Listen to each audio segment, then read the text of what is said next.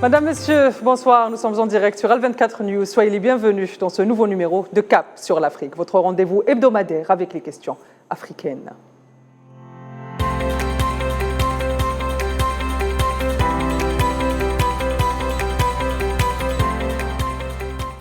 Madame, Monsieur, comme pour chaque numéro, c'est avec plaisir que je vous retrouve sur ce plateau. Et pour ce dernier numéro de l'année 2023, je vous propose naturellement un retour sur cette année africaine, une rétrospective qui se veut avant tout comme une vue d'ensemble sur notre continent, à la lumière des grands bouleversements géopolitiques mondiaux.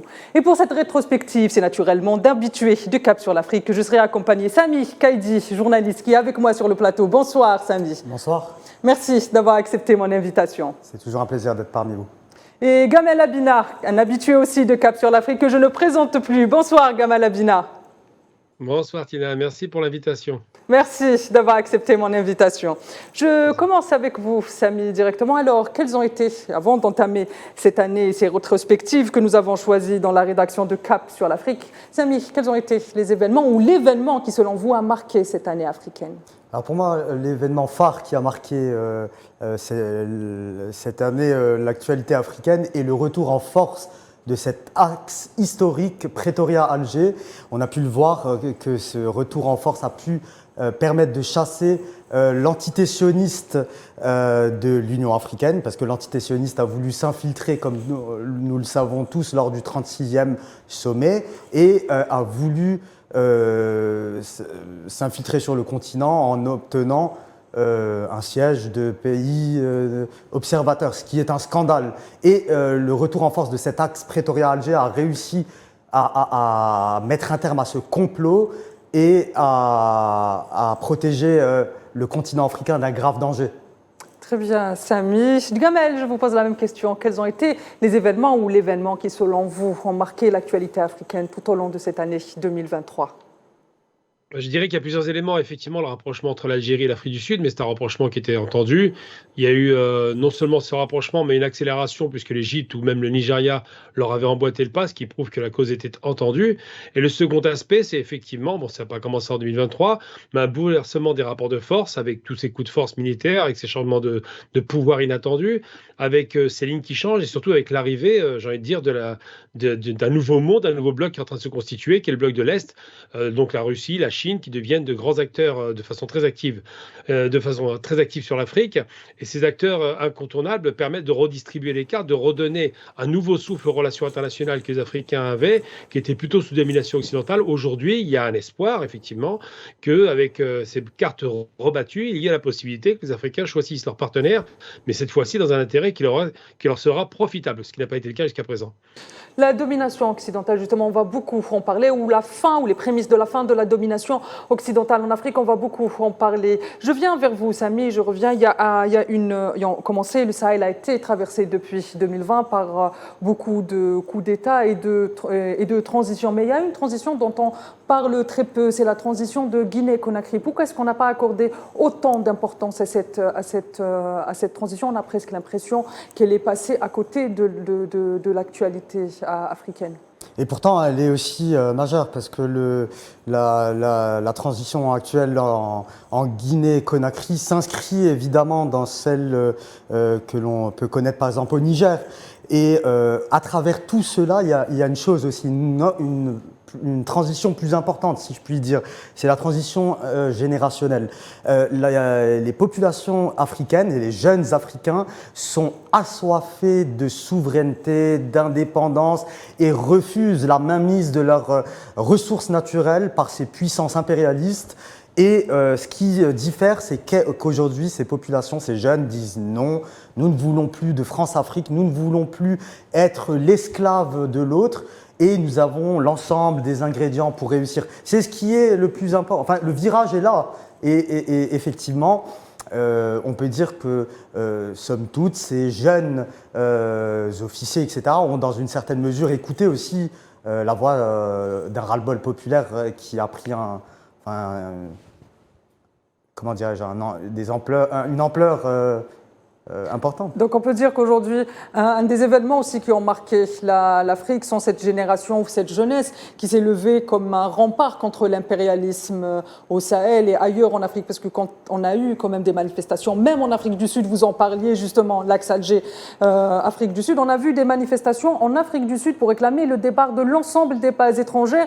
Et justement, il y a le Niger qui vient de stipuler à l'ensemble des pays qui disposent de bases militaires dans son pays qu'ils vont revoir ces accords. Que veut dire qu'est-ce que ça veut dire concrètement quand un pays dit qu'il va revoir des accords militaires aussi anciens finalement que ceux qui lient le Niger à d'autres puissances occidentales? Cela veut dire que le processus marche et va dans la bonne direction et que ces pays concrétisent et répondent à l'appel populaire comme je l'ai dit un peu précédemment, répondent à cet appel de souveraineté, de liberté, d'indépendance. Parce que les indépendances ont été quelquefois confisquées dans la bande sahélienne par, encore une fois, ce capitalisme occidental qui veut garder prise et qui veut se régénérer par tous les moyens. Donc, effectivement, la situation va dans la bonne direction et concrètement, sur le terrain, il y a une rupture des pratiques anciennes. Et là, on va vers quelque chose qui est un processus éminemment révolutionnaire. Et là, on peut se satisfaire aussi de cet aboutissement. Un autre point, Gamel, et je pense qu'aujourd'hui, même si c'est une rétrospective africaine, mais on va parler aussi des événements dont on parle moins. La transition au Tchad, au même titre que la transition Guinée-Conakry, n'a pas fait couler beaucoup d'encre en Occident, notamment même le départ des forces occidentales vers le Tchad n'a pas fait couler beaucoup d'encre. Pourquoi est-ce que, Gamel, pourquoi est-ce qu'aujourd'hui la transition au Tchad, on a presque l'impression qu'elle est un peu protégée par la France finalement, si je peux me permettre d'utiliser ces termes? Non, ce n'est pas des termes excessifs, puisqu'il y a un parrainage littéralement de la France. On se rend compte à la mort de Idriss Déby. Voilà, donc son fils, Mahamat, a pris le pouvoir de façon très autoritaire, en vérité, une transition qui ressemble presque à une transition dynastique. On a l'impression que c'est un roi et son fils. Mais surtout, M. Macron était là pour consacrer cet avènement d'un homme qui, il faut le rappeler quand même, c'est pas inintéressant, avait promis de rendre le pouvoir aux civils au bout de 2 ans et de ne pas se présenter, ce qui est quand même quelque chose qui est notoire. Aujourd'hui, on voit bien qu'il y a un changement de paradigme et qu'il envisage largement de se présenter comme une sorte de nouveau chef d'État de fait. Mais la différence, c'est qu'en Guinée-Conakry, par exemple, on parle d'élections en 2025. C'est un pouvoir militaire qui prend les armes, qui prend le pouvoir direct et qui dit un petit peu à l'image d'un Thomas Sankara qui était militaire aussi, que nous devons récupérer une certaine forme de souveraineté. Et d'ailleurs, je tiens à le rappeler par rapport à ces questions-là, c'est vrai que la souveraineté, on la voit que peu au Tchad. La France a toujours été très impliquée depuis Mitterrand à l'époque avec la bande d'Aouzou jusqu'aux des indépendances à Mitterrand et de Mitterrand à Macron. Il y a un continuum historique, il y a une présence française militaire très importante, elle n'est pas anodine. Et cette présence militaire, eh bien, il faut quand même se rappeler qu'en Afrique, l'indépendance commence d'abord par une prise de position totale du territoire sans base étrangère. On se souvient par exemple que l'Algérie a mis les Français dehors, par la force évidemment. Ensuite que la Libye a mis les Anglais et les Américains dehors quand Kadhafi prend le pouvoir en 69. De façon négociée, mais de façon très ferme, et que lorsqu'un pays laisse une base militaire étrangère sur son territoire, il est plus souverain. Il n'a plus la décision politique et surtout, il prend le risque d'être un jour peut-être, pourquoi pas, renversé ou remplacé par un autre potentat qui sera dirigé avec des cordes par l'Occident.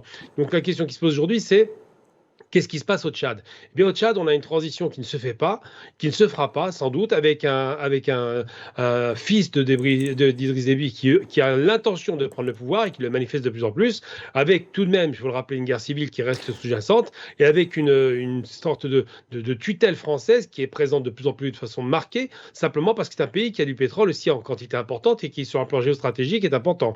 Au sud de la Libye, quasiment au centre de l'Afrique, un pays qui a quand même un territoire considérable et qui, peut-être plus tard, demain, si jamais il se développe, devient un pivot pour la puissance occidentale au sens large, c'est-à-dire l'Occident dans le sens de l'Occident impérialiste.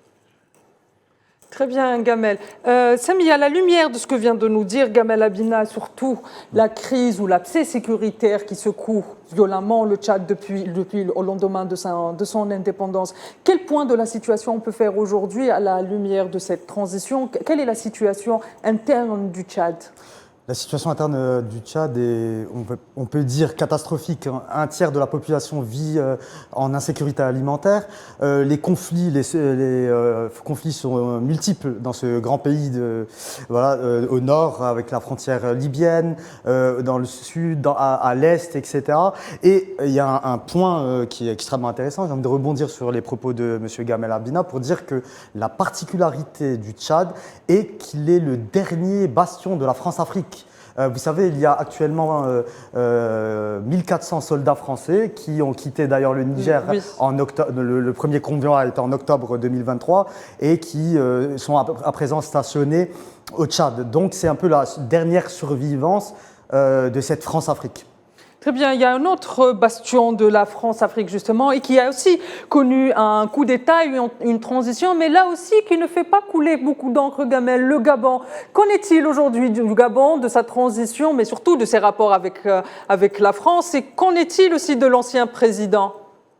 Alors là, il y a un particularisme gabonais qui n'a rien à voir avec les coups d'État et les coups de force qui ont été faits dans le Sahel, puisque l'ancien président se rapprochait plutôt du bloc de l'Est, du côté, il avait fait des accords avec la Russie, avec la Chine, donc il commençait à se détacher de ce rapport France-Afrique. C'est un pays qui est riche, il y a du pétrole, pas l'oublier, au large du Gabon, beaucoup de ressources naturelles comme du bois et autres, mais surtout c'est un pays qui a connu un coup d'État qui est plutôt anti-souverainisme, on dira, parce que les militaires qui lui ont ravi le pouvoir sont plutôt France-Afrique, sont plutôt proches de la France, ne sont pas en rupture, loin s'en faut, et semblent avoir de la sympathie de la part des autorités françaises qui, vous le noterez, n'ont pas condamné de façon si ferme ce coup de force, qu'ils l'ont condamné au Mali, ou simplement dans un pays qui a été problématique aussi, l'ex-Haute-Volta, donc le Burkina Faso, le pays des hommes intègres, qui ont repris le pouvoir par la force, comme en son temps Sankara l'avait fait.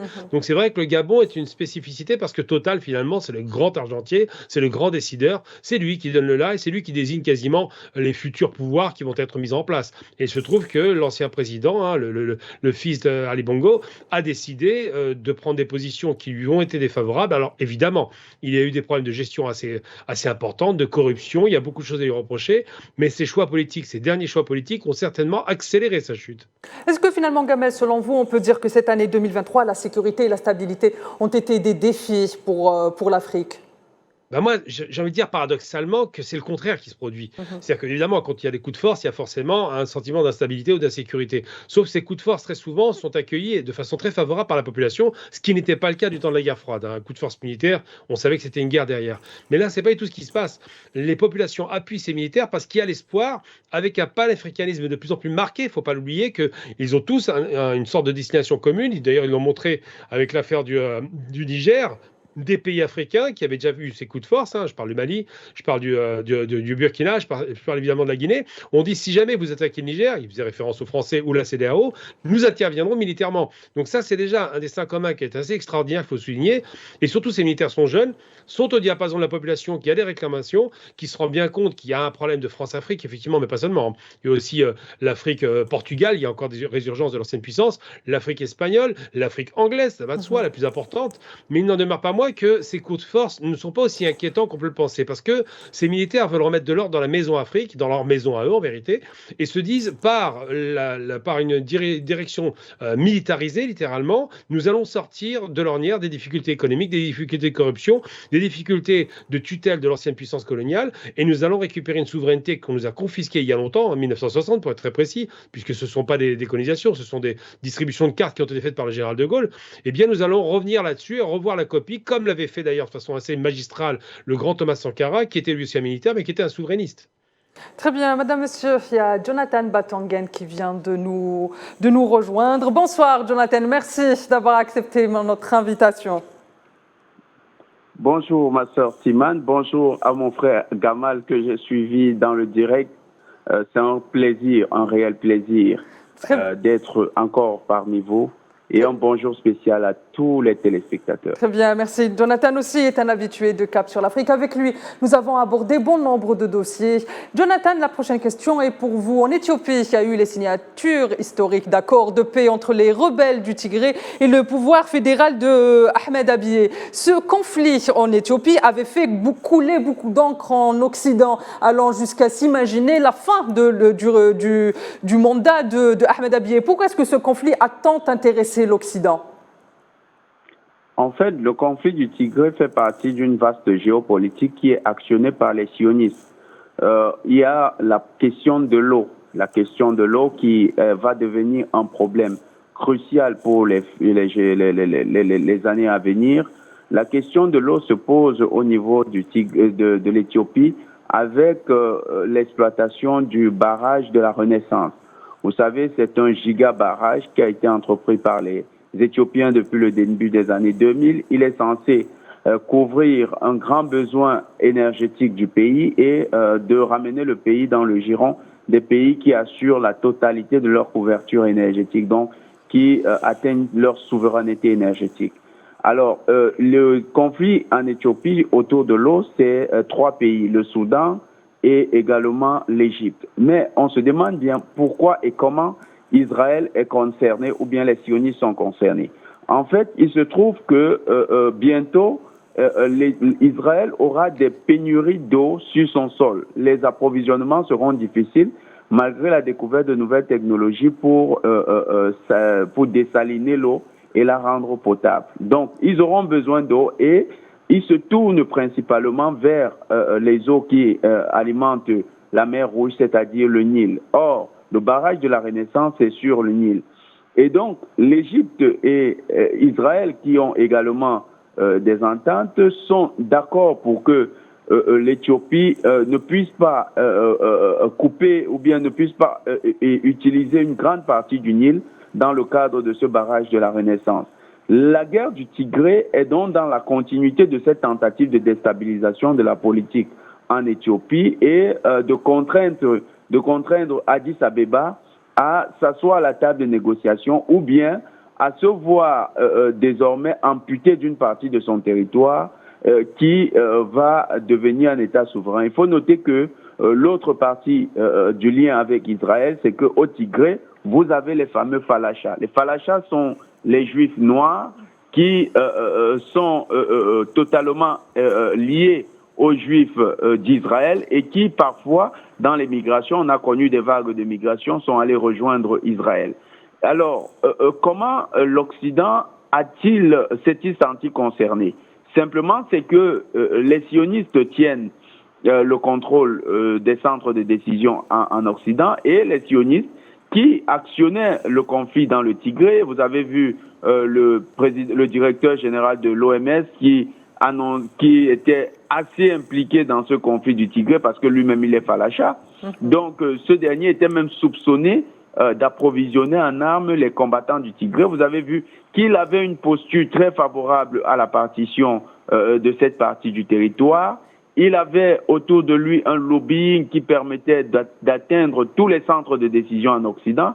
Il y avait même à ses côtés ce qu'on a appris le grand lobby juif aux États-Unis qui manœuvrait pour que le projet puisse aboutir. Donc les chancelleries occidentales se sont appesanties exactement comme on l'a constaté sur le dossier palestinien en soutenant de manière aveugle les Tigréens. On se souvient qu'en fin d'année 2022, il y avait même des communications qui laissaient croire que les Tigréens devaient prendre la capitale Addis Abeba et on a vu dans ce sens l'ambassade d'Allemagne et même les autres ambassades de l'Union européenne qui communiquaient en demandant à leurs ressortissants de ne plus aller à Addis Abeba. Addis Abeba était marqué comme zone rouge même par les États-Unis. C'était assez étrange, bien que le pays n'avait que quelques 20% du territoire qui était menacé de partition et où on enregistrait les combats d'une intensité assez élevée.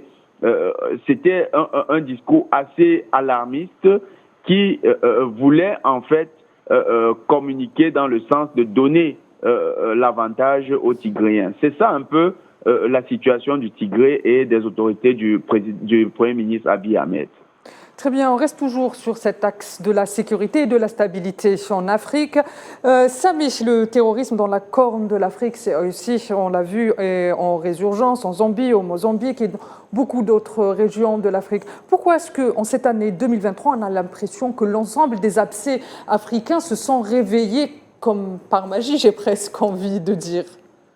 Écoutez, notre cher ami Jonathan a dit vrai. Vous savez, le terrorisme est souvent utilisé par ces puissances impérialistes occidentales, par l'entité sioniste aussi, pour déstabiliser des régions. La Corne de l'Afrique est une région extrêmement riche en ressources naturelles, en eau, etc. La déstabilisation de l'Éthiopie aussi est, dans une certaine mesure, une volonté de contrôle aussi de ces ressources et de cet axe-là, parce que il a cité le barrage de la Renaissance. L'ensemble du flux du Nil transite par ça, et c'est un enjeu majeur.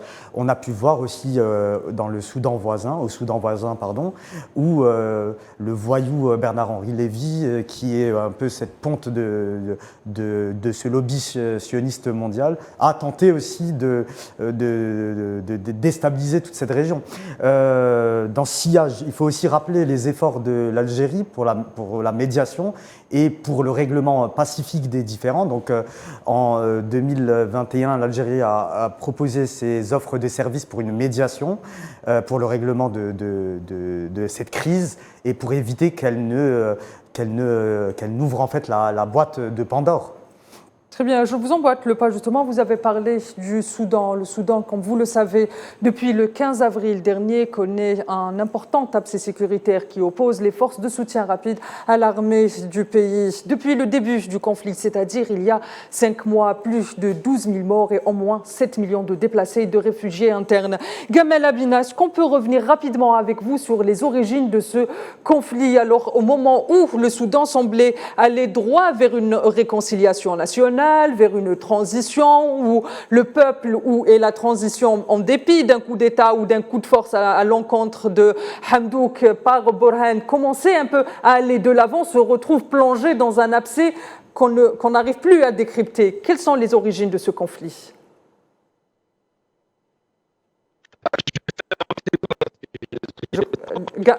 Gamel, on revient vers vous. Je crois que...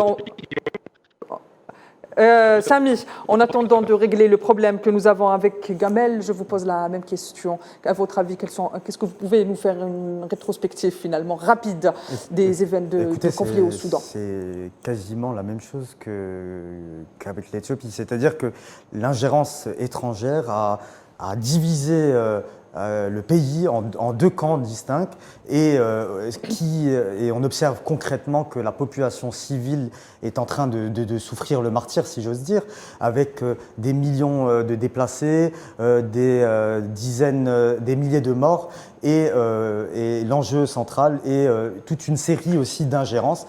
Il faut rappeler qu'il y a un projet aussi qui est très ancien, c'est le projet de remodelage de la zone sahélienne et de la Corne de l'Afrique pour aussi assurer des intérêts économiques mercantiles. Vous savez, ça me fait rappeler un peu cette fameuse phrase des néoconservateurs américains qui est « Ordos ab chaos », qui est l'ordre... La géopolitique du chaos, tout à fait. On en parle souvent dans Cap sur l'Afrique. Est-ce qu'aujourd'hui, finalement, la géopolitique du chaos a dépassé les frontières du Sahel et est en train d'agir par ses tentacules sur l'ensemble du continent africain ? Tout à fait. On le voit concrètement parce que au nord de l'Afrique, on voit la situation en Libye. Toute solution pacifique et minutieusement sabotée par aussi ces mêmes grandes puissances. On le voit aussi au Sahel, on le voit au niveau de la Corne de l'Afrique, au Sahara occidental occupé aussi. Donc effectivement, l'ensemble du continent vit des moments extrêmement difficiles. La République démocratique du Congo aussi, qui connaît aussi... je veux dire, une situation interne qui est très précaire. Très bien, je viens vers vous, Jonathan. On a vu aussi au début de cette année 2023 la normalisation avec l'entité sioniste au Soudan qui ne passait pas auprès de la population soudanaise. D'où vient cette mobilisation des Soudanais à l'encontre de l'entité sioniste et de cette normalisation presque pas naturelle ? Vous savez, la question du Soudan est très complexe parce qu'au Soudan, on a je t'aime moi non plus, mais avec beaucoup d'ambiguïté au sein de l'appareil dirigeant.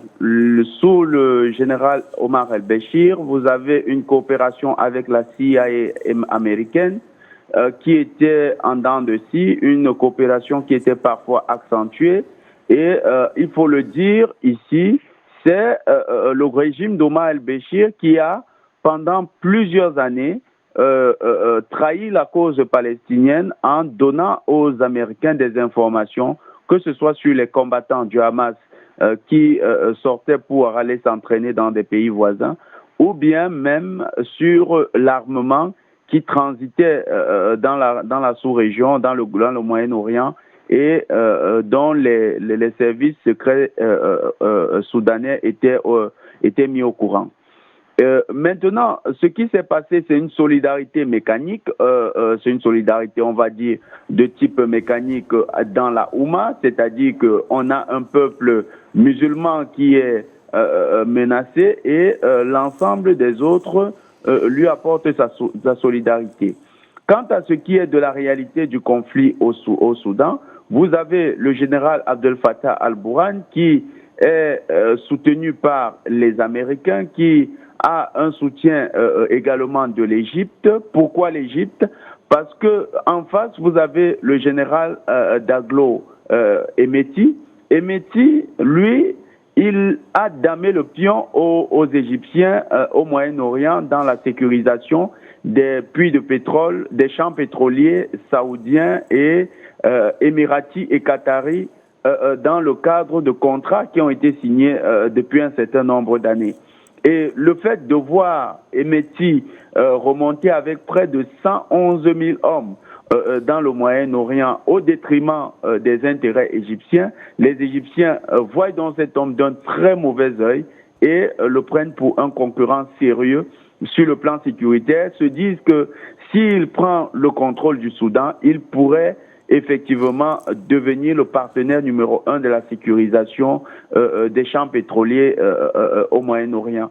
Donc, à ce niveau, l'adversité est constituée avec l'Égypte. Pour les États-Unis qui soutiennent Al-Burhan, c'est surtout la crainte de voir les alliés d'Emeti, qui sont les Russes, devenir le premier partenaire de l'État soudanais. Ils redoutent ce cas de figure et ils savent que si les Russes ont le Soudan, les Russes pourraient prolonger cette influence vers d'autres terres, notamment, vous savez que le Soudan est frontalier du Tigré, donc le Soudan pourrait influencer aussi le conflit en Éthiopie en faveur des autorités loyalistes au Premier ministre Abiy Ahmed. Et ça pourrait aussi avoir une influence parce que le Soudan a une vieille tradition d'influence au niveau de l'Érythrée. Alors, avec ces craintes, ils se disent, pas l'Érythrée, au niveau de la Somalie, parce que les Russes sont également présents en Érythrée. Donc, avec tout ça, ils se disent la corne de l'Afrique risque de basculer dans le giron russe. Et la corne de l'Afrique, c'est deux points très importants. C'est le détroit de Bab el-Mandeb et c'est le détroit de Bab el-Mandeb et c'est justement la remontée jusqu'au canal de Suez. Très bien. Donc, Jonathan, je vous demanderai de garder cette idée bien au chaud, parce qu'on va se retrouver dans après une courte page de publicité, madame, monsieur.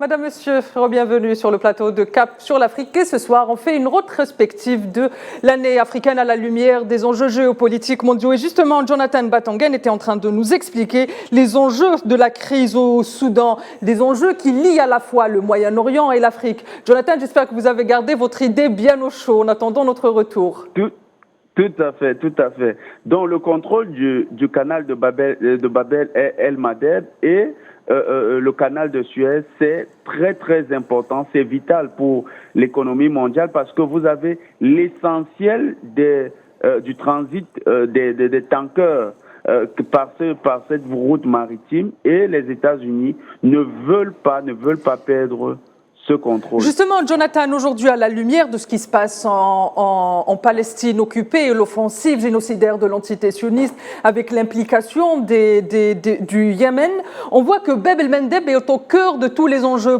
Comment est-ce que ces enjeux sont aujourd'hui entre les enjeux du Soudan et les enjeux qu'il y a au Moyen-Orient se retrouvent en corrélation directe les uns avec les autres? La corrélation, c'est que lorsque vous avez les Russes qui seront qui seront au niveau de la base de Tartou, qui est leur ouverture sur la Méditerranée et sur l'océan Indien, puis la remontée vers la mer Rouge.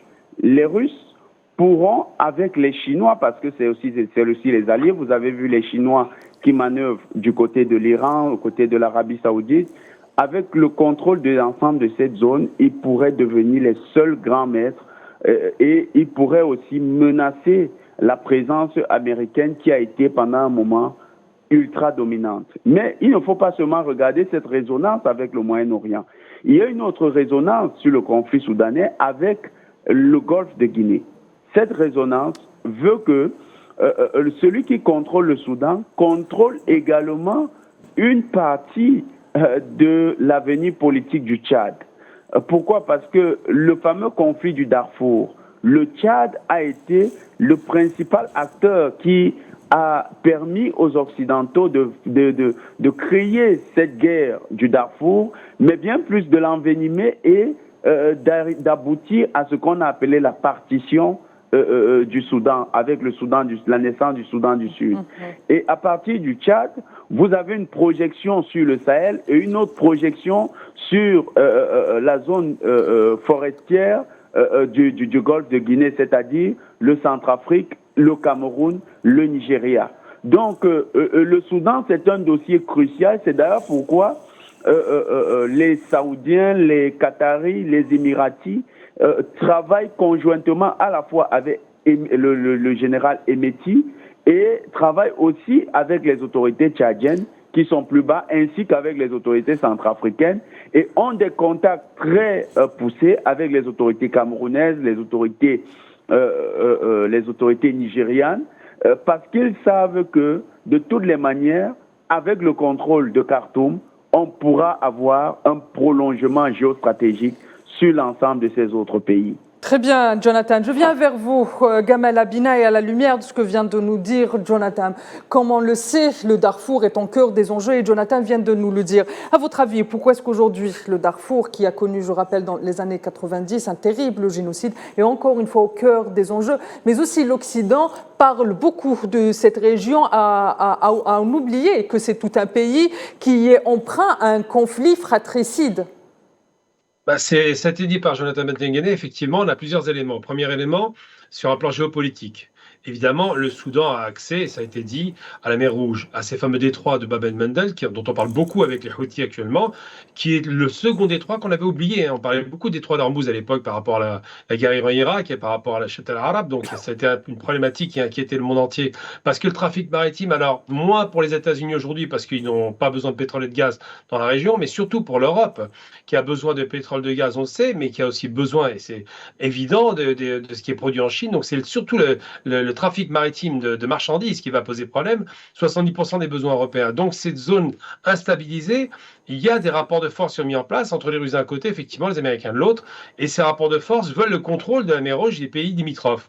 Or, il se trouve que ces guerres fratricides ont conduit déjà à la partition du Soudan, du Nord et du Sud.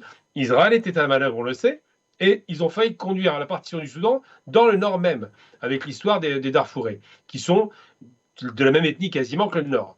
Donc, ce qui se passe, c'est que on utilise les faits ethniques, on fait croire qu'il y a des guerres religieuses qui n'existent pas en vérité, mais c'est surtout des guerres géopolitiques. Donc si le Soudan, comme on le voit avec l'Éthiopie par exemple, on en a parlé tout à l'heure, l'Amérique avait alimenté la guerre avec l'Éthiopie, je veux dire, il ne faut jamais oublier que les Tigriens étaient reçus aux États-Unis, les 5 organisations, pour se réunir contre le pouvoir central d'Abiy Ahmed, qui était proche, effectivement, et ça a été dit, qui s'est rapproché des Chinois et des Russes. Donc la question de cette nouvelle guerre froide qui ne donne pas son nom, elle est réelle. Donc ces pays sont géopolitiquement hyper importants parce que placés dans la route du pétrole, du gaz et des Indes, et puis la nouvelle route de la soie. Et surtout, ces pays sont hyper importants parce que s'ils basculent d'un côté ou de l'autre, ça fait un effet domino, un effet de contagion. Sachant que l'Égypte est du côté américain aujourd'hui, mais ça peut ne pas durer, puisqu'elle en rejoint effectivement les fameuses, cette nouvelle myriade d'États économiques au 1er janvier et seront membres de ce fameux groupe économique qui s'appelle j'ai perdu le nom, qui est le groupe économique chinois, Amérique du Sud.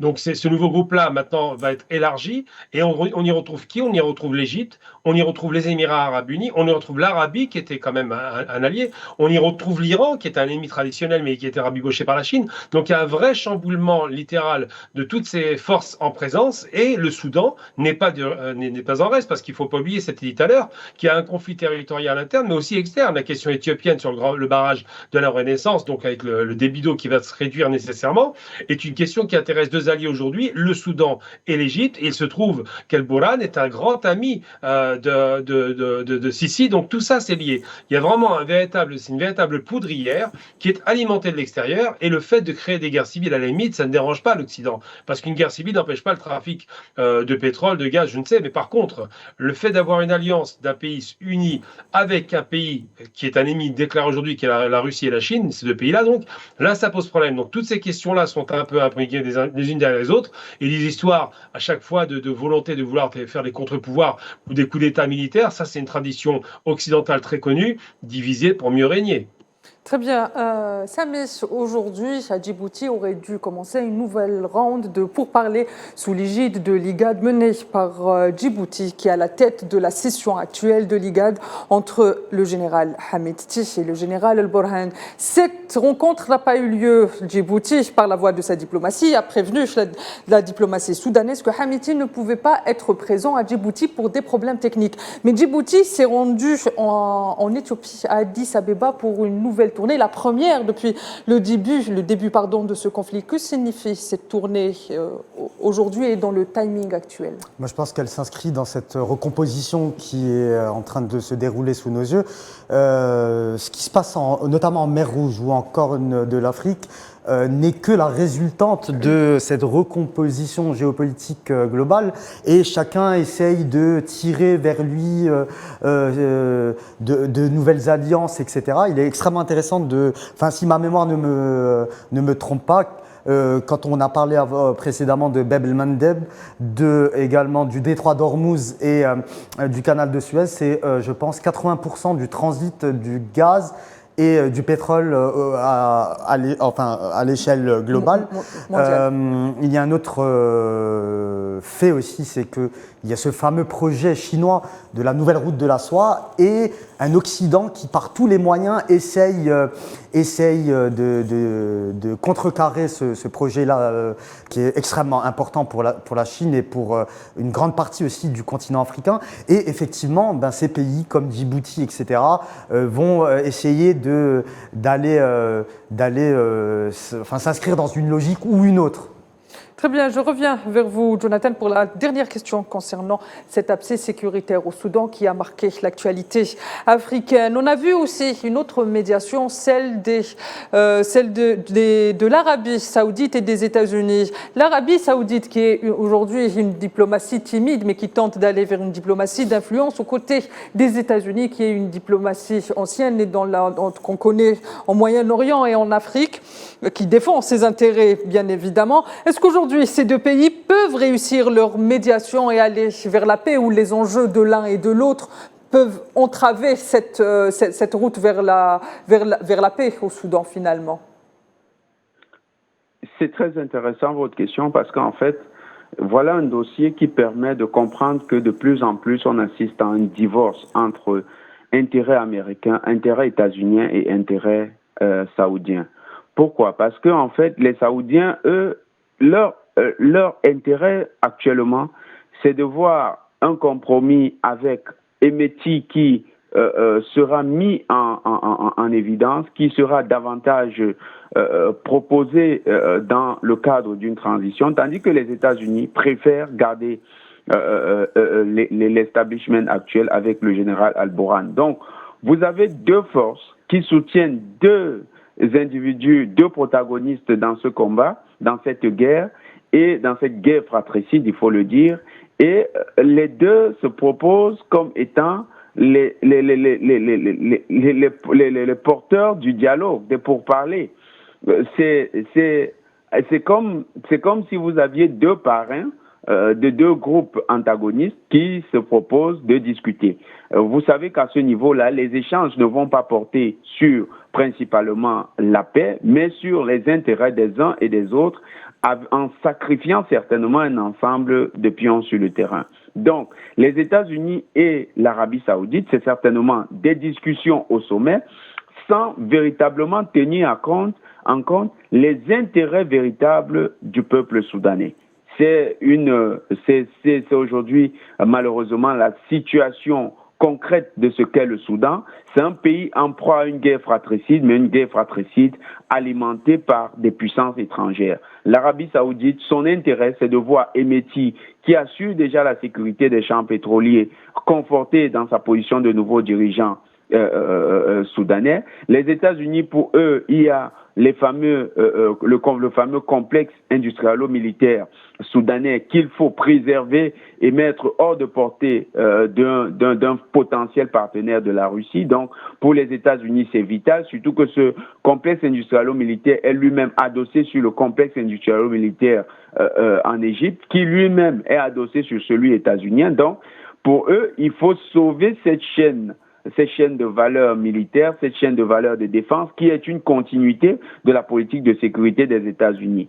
Et il faut aussi, pour les États-Unis, préserver leur zone d'influence au Moyen-Orient qui s'étend dans ce qu'ils appellent le Grand Moyen-Orient jusqu'au Soudan et qui leur permet d'avoir une meilleure lisibilité parce que, souvenons-nous, le Soudan a été pendant longtemps une zone d'entraînement des combattants qui étaient déployés sur l'ensemble des pays du Moyen-Orient, notamment en Afghanistan et dans d'autres pays, au Pakistan même également, et même en Somalie, des combattants qui revenaient se battre dans des groupes dits terroristes, mais qui sont parfois des groupes manipulés par la CIA. Donc, la CIA veut garder ce territoire du Soudan qui est un réservoir de combattants, mais aussi une zone d'entraînement clandestine, une zone qui leur permet d'entretenir le chaos, et vous avez parlé de la géopolitique du chaos, qui leur permet d'entretenir le chaos au Moyen-Orient. Ils ne veulent pas le perdre, ils se disent que si c'est Hemeti qui prend les commandes, Hemeti pourrait,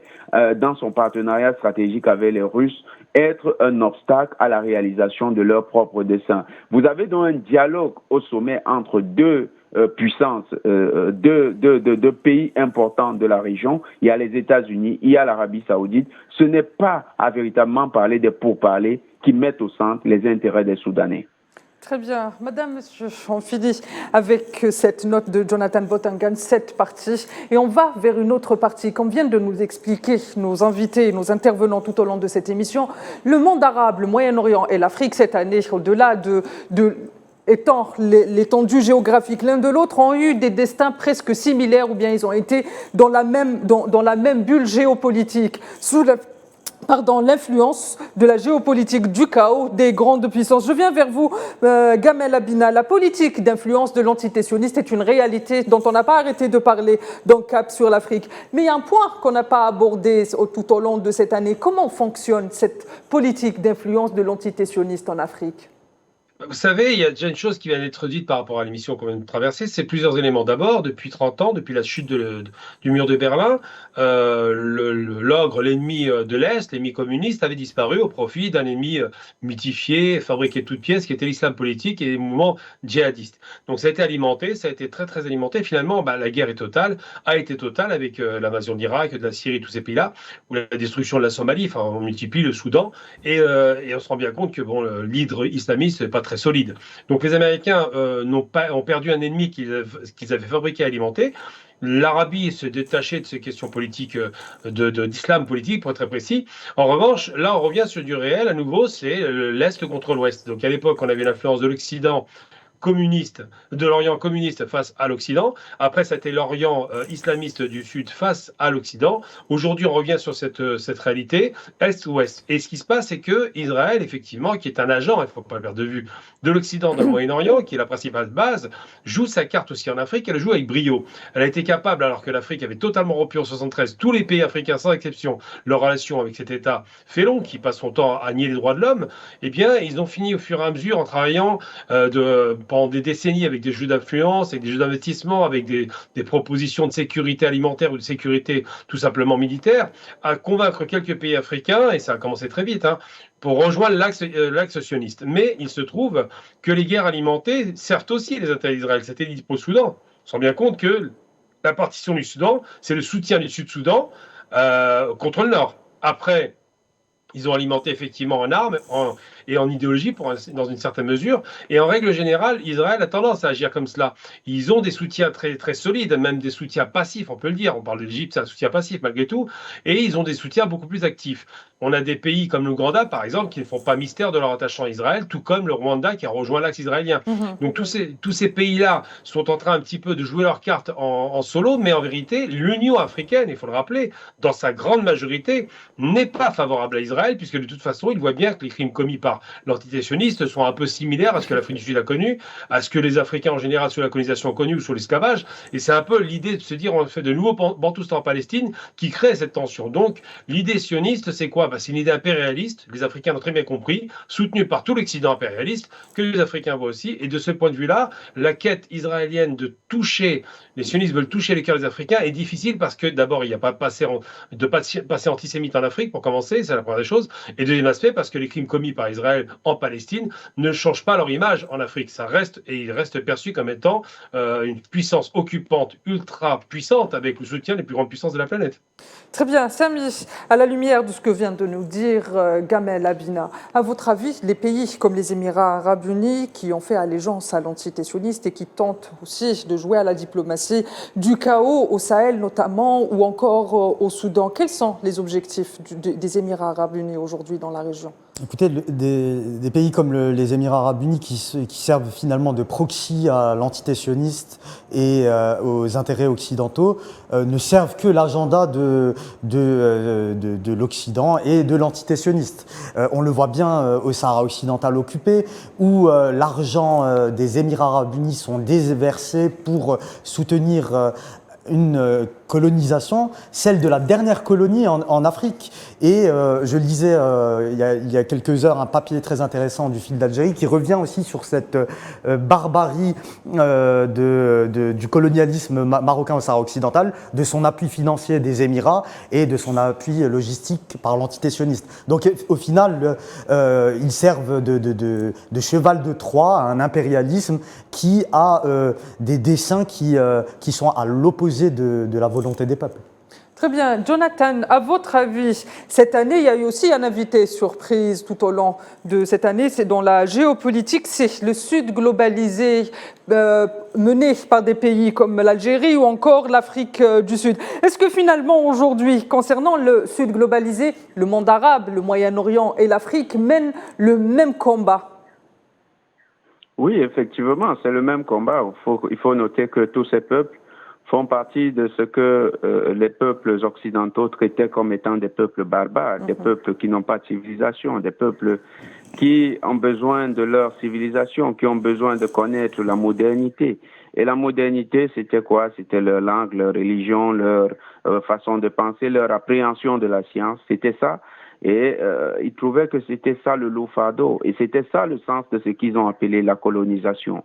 Ces peuples ont tous subi la colonisation. On a vu, par exemple, les Anglais qui ont colonisé le Moyen-Orient. Et d'ailleurs, vous savez que le grand problème de la Palestine vient de la décolonisation manquée ou bien de la mauvaise décolonisation du territoire avec des velléités de manipulation des sionistes qui voulaient créer leur État Israël sur la terre des Palestiniens.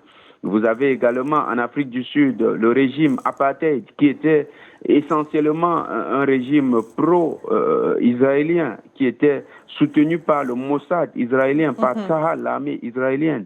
Et l'apartheid, ce régime injuste, a créé des centaines de milliers de morts, des centaines de millions de défavorisés, des vies gâchées, des avenirs perdus. Et aujourd'hui une histoire tout à fait sombre de l'Afrique du Sud. Vous avez également en Algérie quelque chose qui a été vécu, cette décolonisation toute violente avec la lutte de 52 jusqu'en 62, de 52 jusqu'en 62, avec le FLN qui a subi une violence inouïe avec près de 2 millions de morts sur le territoire de l'Algérie. Tout ça crée une solidarité des peuples opprimés d'hier.